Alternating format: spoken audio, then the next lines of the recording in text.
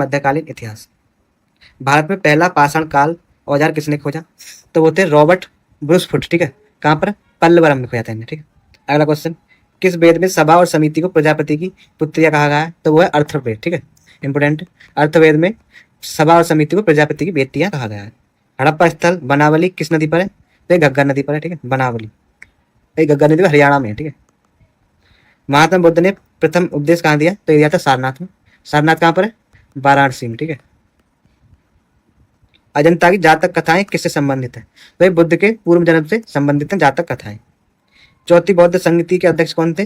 तो कौन थे? वो थे वसुमित्र, और ये कनिष्क के समय पर हुई थी, ठीक है। किसके समय पर? कनिष्क के। गुप्त काल में सातवाह किसे कहा जाता था?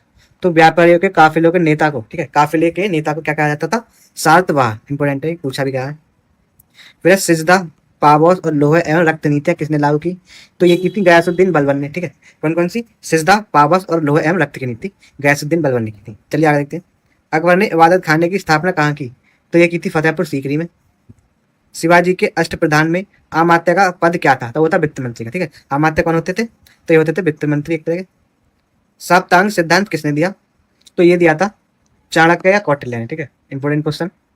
चलिए आगे देखते हैं। आधुनिक भारत और स्वतंत्रता संग्राम संग्राम, ठीक है। तो हम देखेंगे इसमें बक्सर का युद्ध कब हुआ? 1764 में। अंग्रेजों ने किसे हराया था? तो अवध के नवाब को हराया था, सिराजुद्दौला।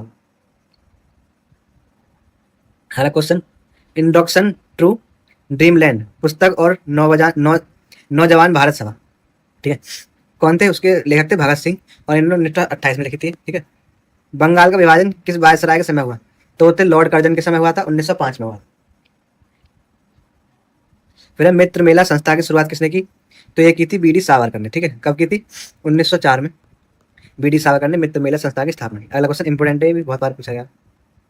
लखनऊ समझौता 1916 में किसके अध्यक्ष कौन थे?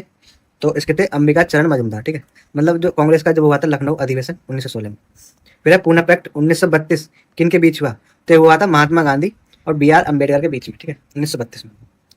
भारत छोड़ो आंदोलन 1942 का प्रसिद्ध नारा तो वो था करो या मरो। इंपोर्टेंट है।